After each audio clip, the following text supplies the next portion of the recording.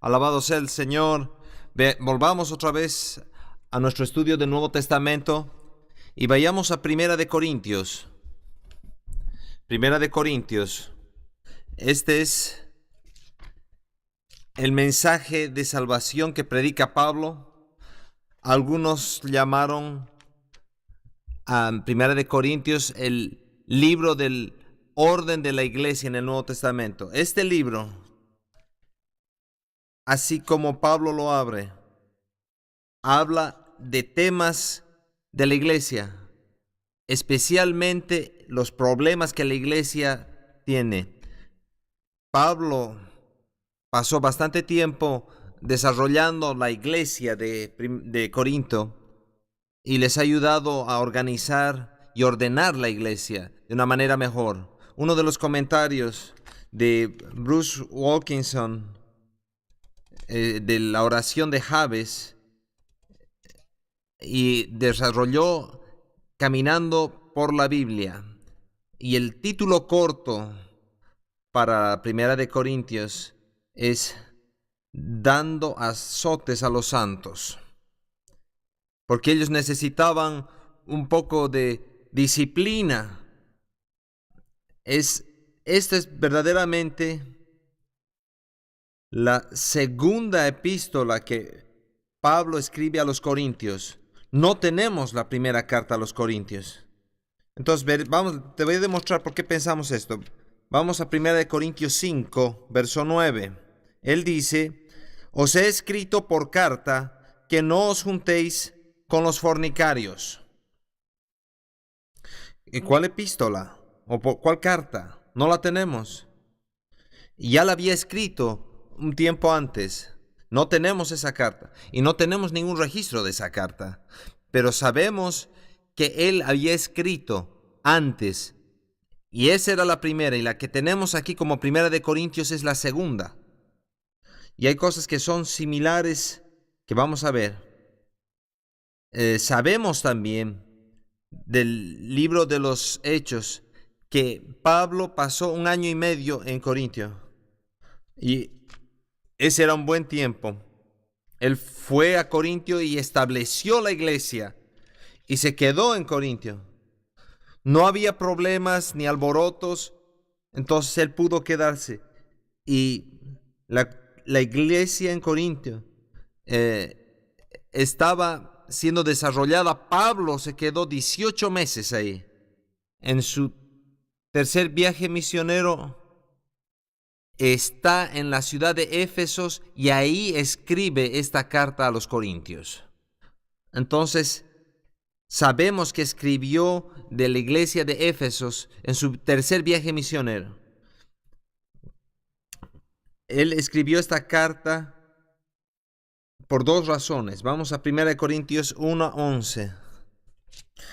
Porque he sido informado acerca de vosotros, hermanos míos, por los de Cloé, que hay entre vosotros contiendas. Entonces, algunas personas vino de la casa de Cloé y le trajeron un mensaje y le dijeron que habían problemas, que habían estos temas de contiendas en la iglesia.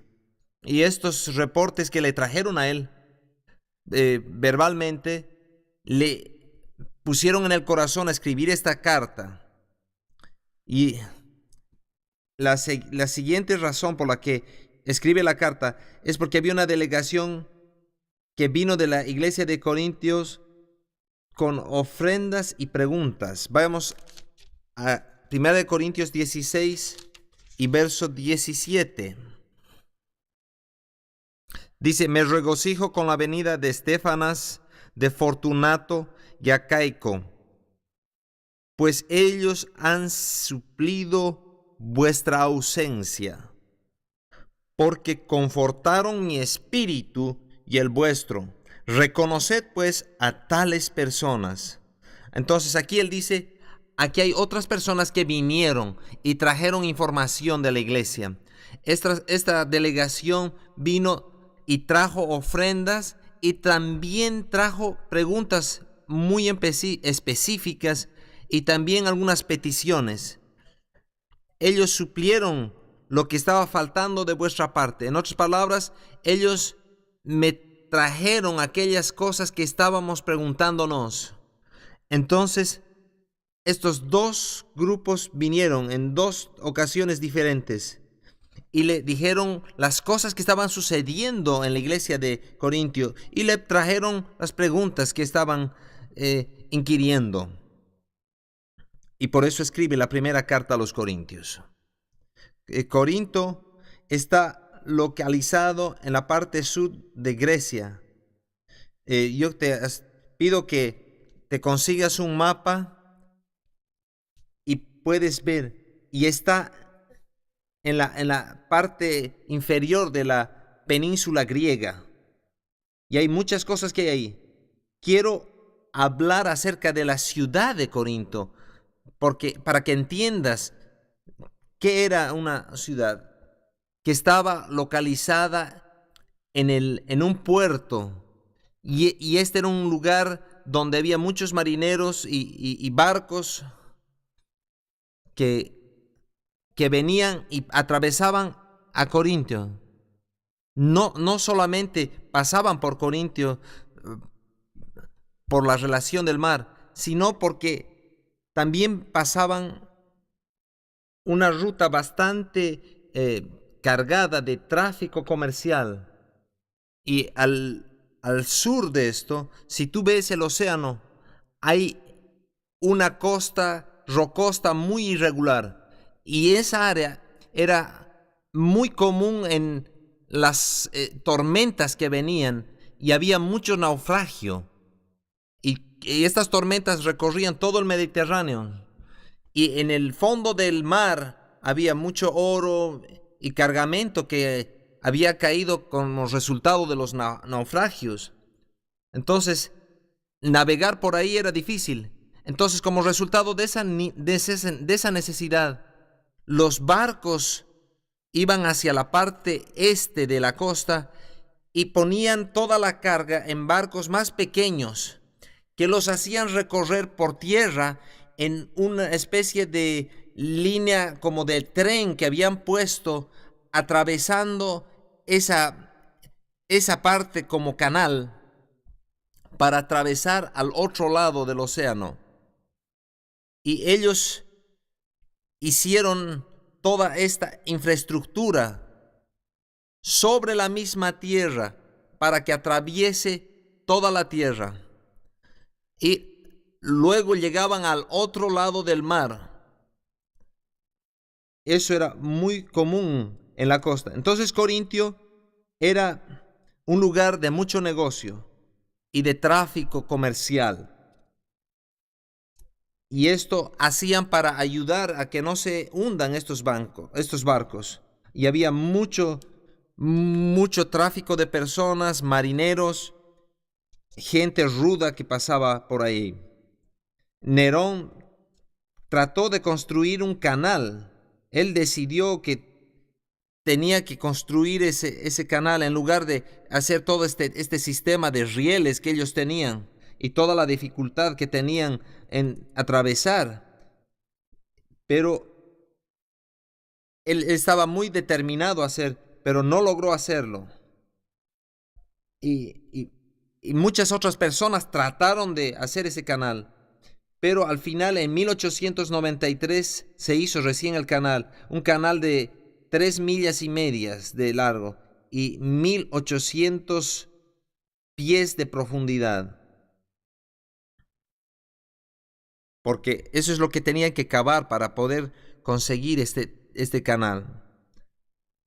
Y fue muy dificultoso hacer este trabajo. Entonces, ellos sabían que había la necesidad de hacer este canal porque realmente era una necesidad muy grande para esta área. Corintio era una ciudad que estaba muy involucrada en el tráfico comercial. Y se estima la población de 200,000 a 800,000 personas. No era una pequeña comunidad. 200,000 personas ahora es una gran comunidad en nuestro tiempo. Esta era una ciudad fuerte. Estos son estimados. No hay tal cosa como tener un censo exacto de esa época. No hay manera de determinar. Nadie puede decir que había exactamente cuántas personas en esa ciudad. Son algunas suposiciones educadas que podemos lograr. Entonces, estimamos que la ciudad tenía entre 200 y 800 mil personas y era una ciudad muy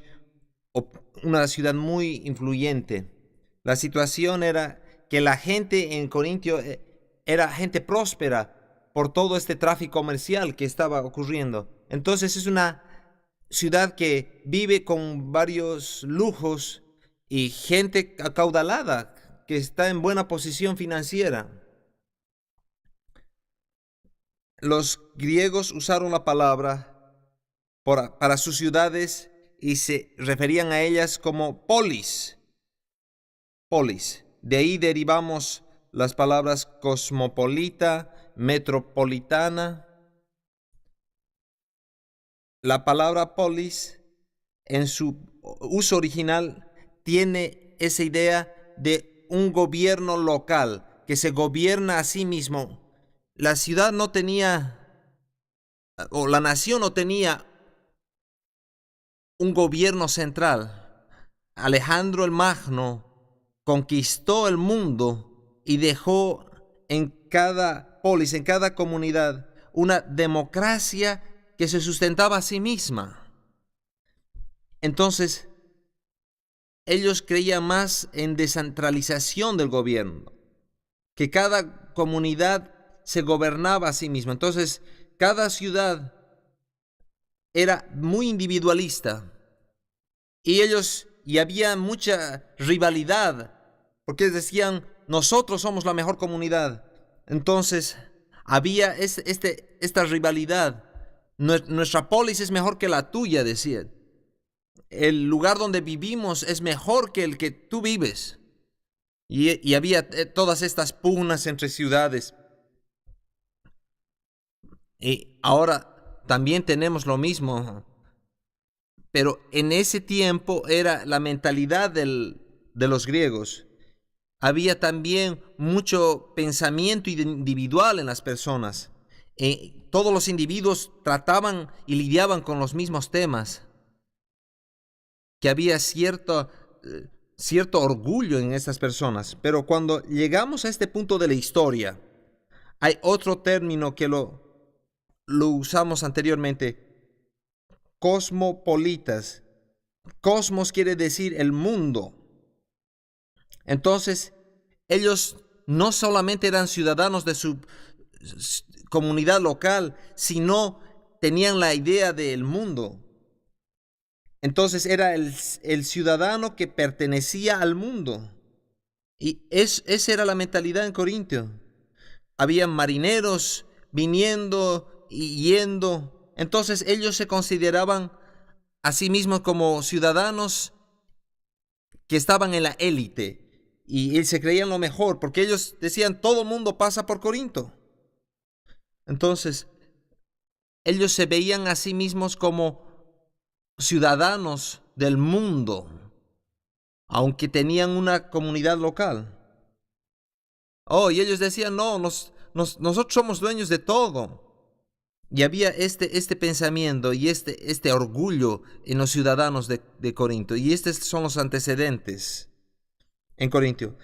Ahora, concerniente a la adoración, Corintios era una mezcla de varias religiones, habían lugares sagrados y tenían orgullo espiritual. Habían esos lugares sagrados que consideraban que eran los mejores lugares sagrados del mundo. Y ahí había esa mezcla con las religiones romanas, que eran las religiones misteriosas.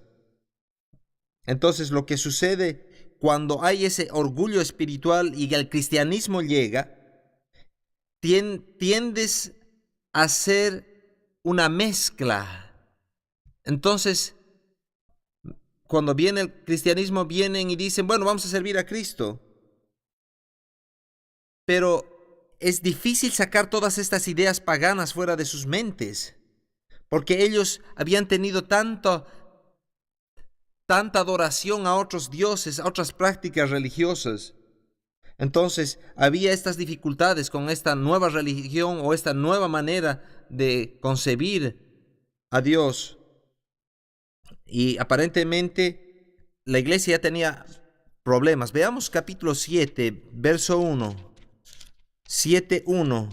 En cuanto a las cosas que me escribisteis, bien,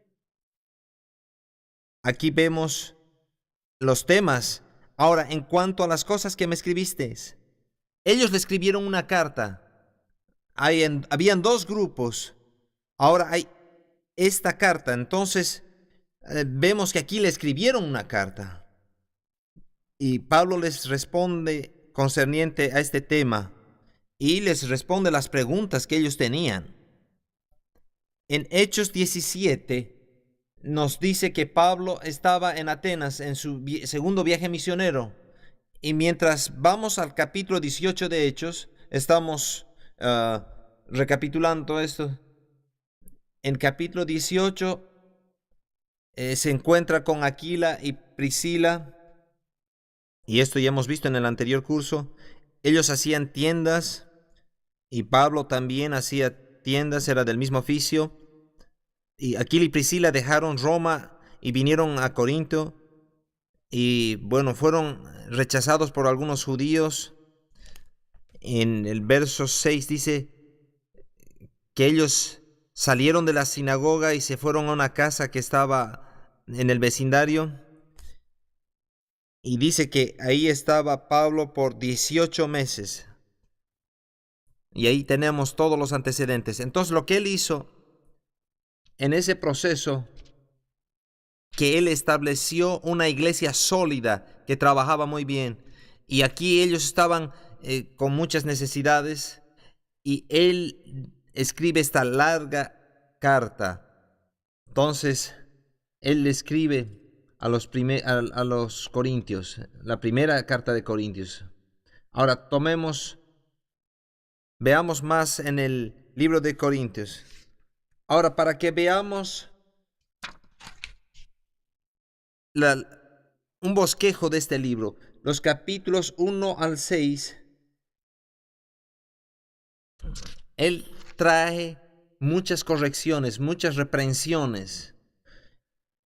Hay cosas que ustedes están haciendo que están mal. Vayamos, por favor, al capítulo 1 y vamos viendo rápidamente los problemas que ellos tenían.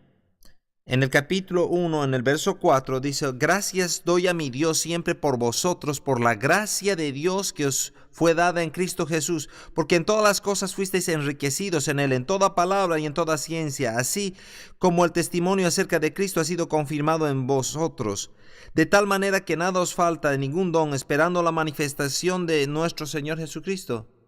Y dice, ustedes les ha sido dada toda sabiduría, todo conocimiento.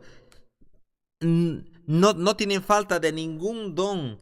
La iglesia está llena de los dones del Espíritu Santo. Entonces vemos aquí que ellos tenían los dones y estaban activos en el ministerio. Y les dice, no les faltó ningún don. Y Dios va a confirmar, porque Dios es fiel. Ahora el verso 10. Después que los ha alabado en su salutación, les dice: os ruego pues, hermanos, por el nombre de nuestro Señor Jesucristo, que habéis todos una misma cosa, que no hay entre vosotros divisiones, sino que estéis perfectamente unidos en una misma mente y en un mismo parecer.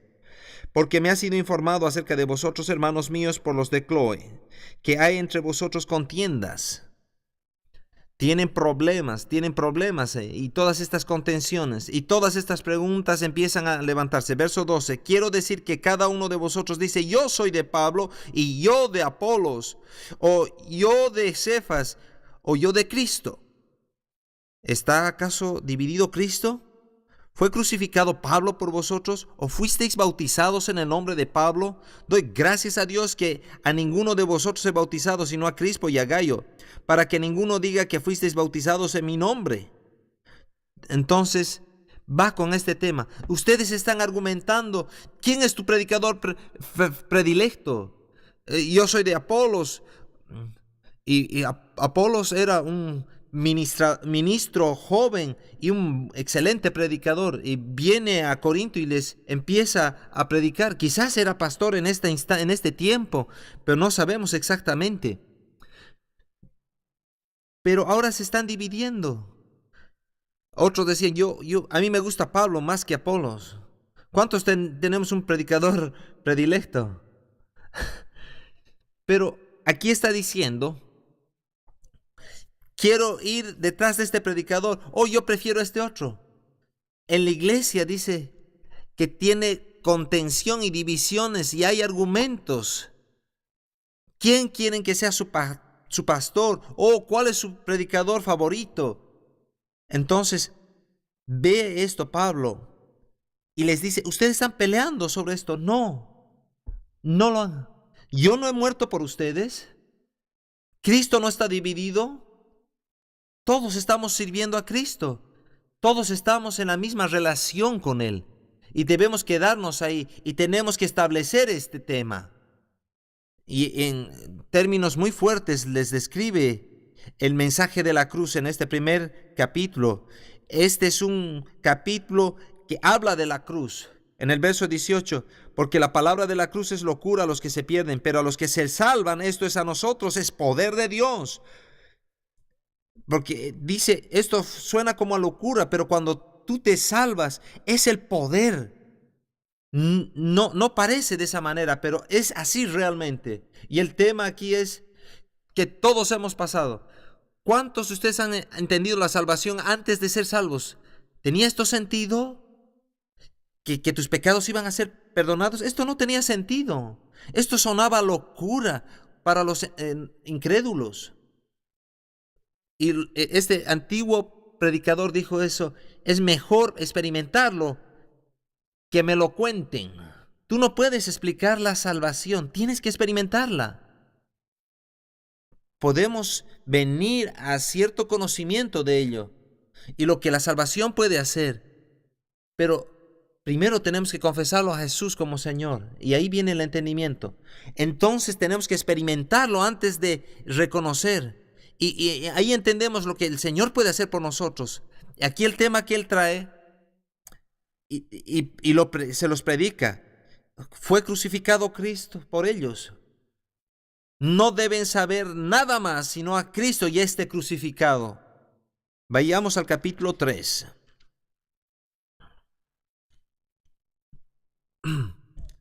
Verso 1.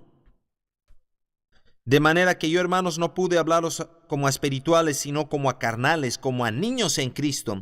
Os di a beber leche y no vianda, porque aún no eran capaces ni sois capaces todavía.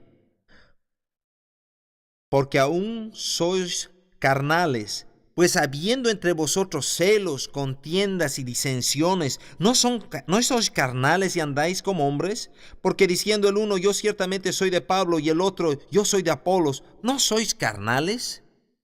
Ustedes son un grupo de bebés, es lo que está diciendo. Y lo dice claramente. ¿Qué pues es Pablo y qué es Apolos? Servidores por medio de los cuales habéis creído, y eso según lo que cada uno concedió el Señor. Yo planté y Apolos regó, pero el crecimiento lo ha dado Dios. Así que ni el que planta es algo ni el que riega, sino Dios que da el crecimiento. Y el que planta y el que riega son una misma cosa, aunque cada uno recibirá su recompensa conforme a su labor. Porque nosotros somos colaboradores de Dios y vosotros sois labranza de Dios, edificio de Dios, conforme a la gracia de Dios que me ha sido dada. Yo como perito arquitecto púsele al fundamento y otro edifica, pero cada uno mire cómo sobreedifica. Porque nadie puede poner otro fundamento que el que está puesto, el cual es Jesucristo. Aquí Él les predica claramente, ¿verdad? No se trata acerca de Pablo, de Apolo, de ningún otro. No se trata de tu predicador favorito. Quiero dar mi opinión. Aquí otra vez con mi opinión. Tratamos con estos temas. Tenemos un pastor que pastorea y bendice a su gente y la iglesia crece y probablemente él está ahí por 30 años o 40 años pastoreando una iglesia. Y la iglesia está siendo bendecida. Y en nuestra sociedad ahora, cuando un pastor está en ese lugar, en cualquier lugar de entre 25 o más años, y luego se jubila o se traslada, las iglesias tienen que experimentar 4 otros pastores hasta que lleguen al que les guste. ¿Saben por qué es esto? Porque todos ellos esperan que sea como el pastor que se fue. Quieren que los otros pastores sean como el pastor que se fue, y ninguno de ellos es igual. Entonces quizás el primer pastor que venga, ese es el pastor indicado, pero no le dejan ser el pastor, porque quieren que sea como el que se jubiló, y no va a poder ser de esa manera. ¿Ustedes ven lo que está pasando? Oh, yo soy de este hermano y me gusta él. No, termina con eso. Y tienes que atravesar esa dificultad. Y eso es lo que tenemos que hacer. Tenemos que tratar con este tema. Y Pablo dice, yo puse el fundamento y alguien más va a tener que edificar sobre eso. A veces somos celosos de esto. Es difícil para nosotros hacer algo bueno y dejar que otra persona continúe con el trabajo cuando es nuestro propio trabajo. Hemos levantado nosotros esta obra. No queremos que nadie más se entrometa, porque lo van a hacer diferente. Ese es un problema difícil. Y tenemos este problema en todas las iglesias hoy día. ¿Qué pasaría cuando una iglesia es muy exitosa y hace una transición a otra persona? Y algunas veces, y he visto esto puede ocurrir de una manera bastante buena. Y Pablo aquí les dice, bebés, ustedes son bebés, acaben con esas niñerías. Veamos otros pensamientos aquí. Él también habla así y les dice, ustedes tratan de hacer esto con su propia sabiduría, dejen que Dios haga. Veamos el verso 18. Nadie se engaña a sí mismo. Si alguno entre vosotros se cree sabio en este siglo, hágase ignorante para que llegue a ser sabio. Entonces, no tenemos que renunciar a todo y volvernos necios. Él le está diciendo esto en el contexto de Corinto. Ellos están orgullosos que ellos son ciudadanos griegos, romanos, filósofos. Y él les dice, no lo hagan así. Vuélvanse necios antes de recibir esta sabiduría. La sabiduría de este mundo, les dice en el verso 19, es insensatez para con Dios. Entonces no usen la sabiduría del mundo para resolver problemas. Cuando llegamos al capítulo 5, nos habla acerca de un problema específico. Verso 1, de cierto se oye que hay entre vosotros fornicación y tal fornicación cual ni aun se nombra entre los gentiles, tanto que alguno tiene la mujer de su padre. Él les dice, esta inmoralidad que tienen en la iglesia está totalmente fuera de foco. Ni los gentiles paganos hacen eso. No se meten en semejante desastre. Y lo tienen en la iglesia. Y ahora ustedes tienen que tratar este problema. Y él les habla acerca de este problema de una manera muy fuerte. Y dice, no porque yo no esté ahí. Vamos a tratar con este tema. En el verso 4. Verso 5. El tal se ha entregado a Satanás para la destrucción de la carne, a fin de que el espíritu sea salvo en el día del Señor. ¿No es buena vuestra jactancia? ¿No sabéis que un poco de levadura leuda toda la masa? Y les dice, están orgullosos que toleran este problema y están orando por él y se están gloriando que tienen este problema en la iglesia. Hay muchas iglesias hoy día que dicen, no, los amamos nomás. Los amas, pero no puedes condonar lo que ellos han hecho. Él les dice, entréguenlo a Satanás. No se junten con él. No tengan nada que ver con este hombre. Y el problema que hay aquí es un problema de inmoralidad sexual. Entonces, No tengan relación con ellos, ni se glorían, ni se sientan orgullosos de que toleran este asunto. Saquen ese problema. Y eso es lo que Él viene y nos muestra esto. En nuestras iglesias tenemos que tratar con los problemas que están en nuestras iglesias. Capítulo 6, otro tema. ¿Osa alguno de vosotros cuando tiene algo contra otro ir a juicio delante de los injustos y no delante de los santos? Y les dice, ¿por qué ustedes? Aquí hay dos hermanos cristianos y tienen un problema, quizás algún problema de negocios. ¿Por qué traen sus problemas y van delante de los jueces mundanos que no saben acerca de la relación espiritual que tienen entre ustedes? Y van. ¿Por qué no van delante de la iglesia, de los santos, y arreglan ese tema? Porque no solo van a arreglar el problema, sino el tema que tienen entre ellos. Primero tienen que estar con sus corazones correctos y juzguen de la manera correcta. No se atrevan a ir a cortes seculares y traer problemas que están sucediendo dentro de la iglesia. Tienen que llevarlo a la iglesia. La iglesia tiene que tratar. Y eso es difícil. ¿No queremos nosotros conciliar esos problemas? Pero dice, ¿no saben que los santos van a juzgar al mundo? Te ha sido dada la sabiduría. A nosotros nos ha sido dada la sabiduría para hacer ese juicio. Traten con eso de la manera correcta. Y ese es un tema todavía para los días actuales. Pero voy a dejar ahí mi opinión. Pero tenemos que tratar con estos temas en la iglesia. A veces los juicios entre los cristianos son inaceptables. Los paganos son más inteligentes que eso. Y aquí hay otros problemas de inmoralidad en general. Y Él les dice, les tiene que glorificar a Dios en vuestro cuerpo y en vuestro espíritu. Aquí es donde dice en el capítulo 6, ¿o no sabéis que vuestro cuerpo es el templo del Espíritu Santo?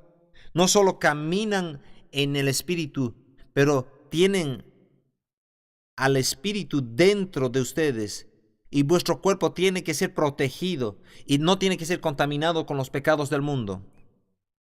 La segunda sección de este libro va desde los capítulos 7 al 16 y trata con las respuestas a las preguntas que ellos tenían.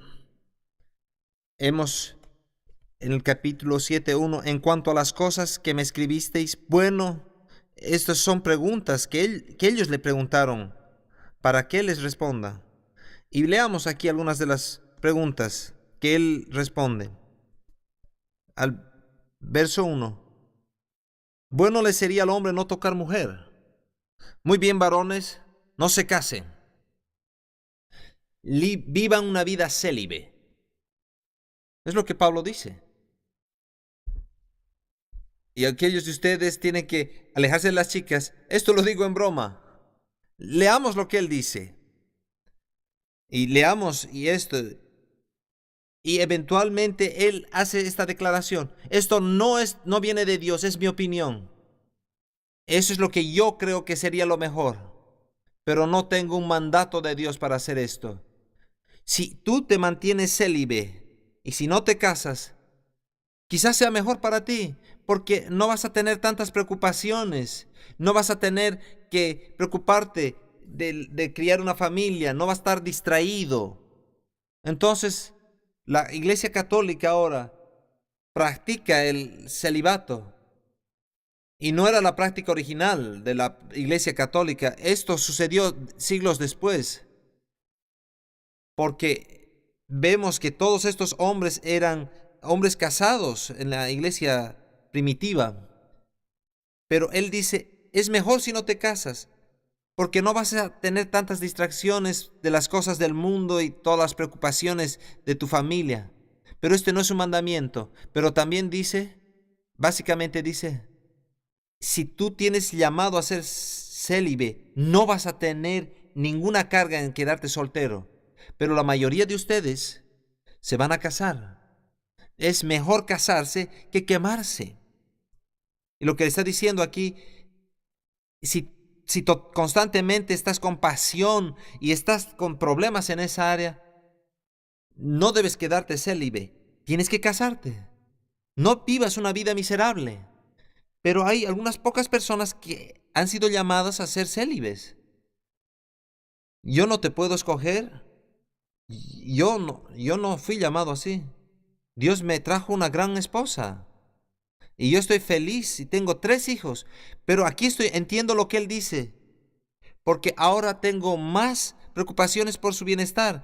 Cosas que me mantienen ocupado. Y a veces estoy ocupado atendiéndolos a ellos. Y hay días que no quisiera tener esas preocupaciones.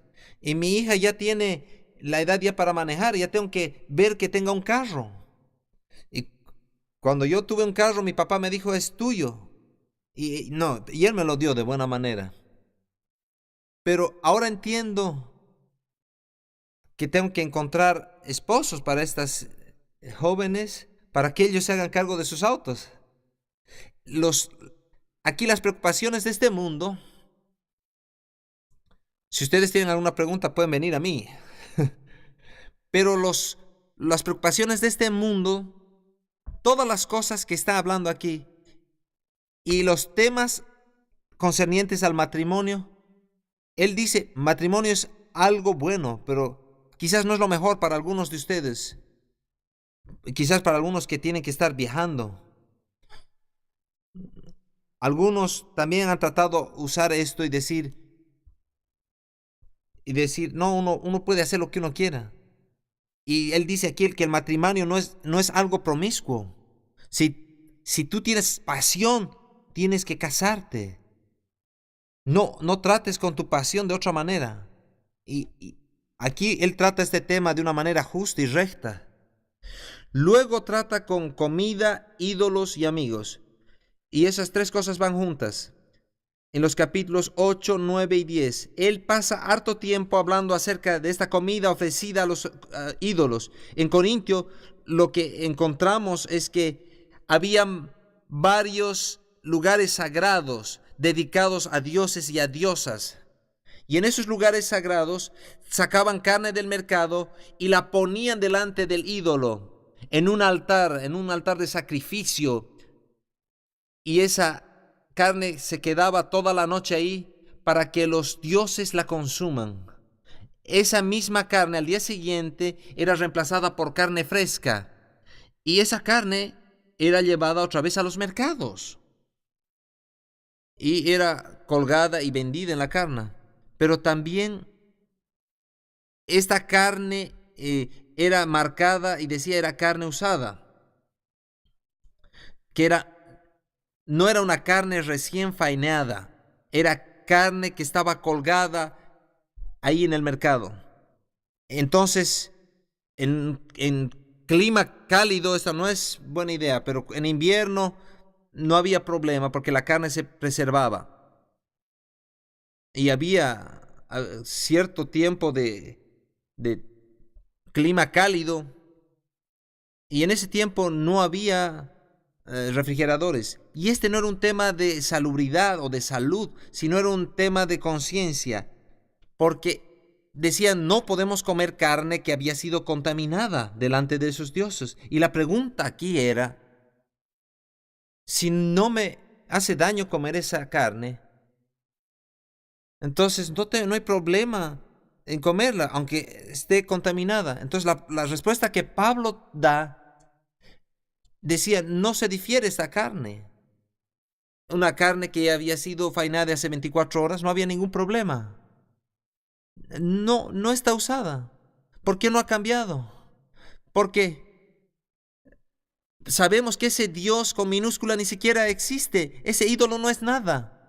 Nada cambió en esa carne. Esa carne está en perfectas condiciones. No está poseída por demonios, por los dioses. Porque nosotros sabemos que hay un solo Dios verdadero y no hay nada malo en esa carne. Pero por la conciencia de aquel hermano débil. El hermano débil puede decir, ¿has comprado esa carne que estaba ahí ofrecida? No, no, no, no. Por nuestro hermano que es débil y no está seguro en su relación con Dios todavía, entonces no debes tocar esa carne. Entonces, si tu conciencia te molesta, entonces no la toques. Entonces, tu relación tiene que ver cómo tú enfrentas el tema. Si te molesta, no la toques. Si no te molesta a ti. Pero puede ser un tropezadero para tu hermano que te ve comer. Entonces lo haces caer a él y lo haces tropezar. No hagas eso. Entonces, Pablo trata con este tema. No hay ningún problema con esto, pero probablemente vas a tener que abolir. Entonces, ¿cuál es el tema que viene aquí? Porque esta carne es carne más barata. Quizás tiene un día más de antigüedad, pero para la mayoría de los cristianos era un gran beneficio. Comprarla más barata era un problema económico. Entonces, pero si va a tropezar con tu conciencia, no toques esa carne. No te involucres con ello. 8, 9 y 10. Comida, ídolos y amigos. Es como lo pongo. Capítulos 11 al 14. Trata del culto público. Tratan con el tema de glosolalía. Es un término religioso que debes saber. Glosolalía. Glosolalía. ¿Qué quiere decir? Hablar en lenguas. Alguien que habla en lenguas. Este es el término teológico y académico para esto. Tienes que estar familiarizado con este tema. Hablar en lenguas. Particularmente capítulos 11, 12, 13 y 14. Habla acerca del culto público. Habla acerca del problema de tomar la comunión y el hombre y la persona, el hermano, tiene que examinarse. El capítulo 12 habla acerca de los dones del Espíritu. El don de lenguas, interpretación, profecía, los 9 dones del Espíritu. El capítulo 3 es el capítulo clásico del amor. Si tú tienes todos estos dones y hablas en lenguas de ángeles, no importaría nada si no tienes amor. Capítulo 3 es el capítulo del amor. No vamos a tener tiempo para ir al respecto. Capítulo 14 habla acerca de la demostración pública de los dones y cómo operan estos. Y aquí dice cómo deben hacer. Aquí nos da lineamientos para estos aspectos. Terminemos esto rápidamente. Capítulo 15 es el capítulo de la resurrección.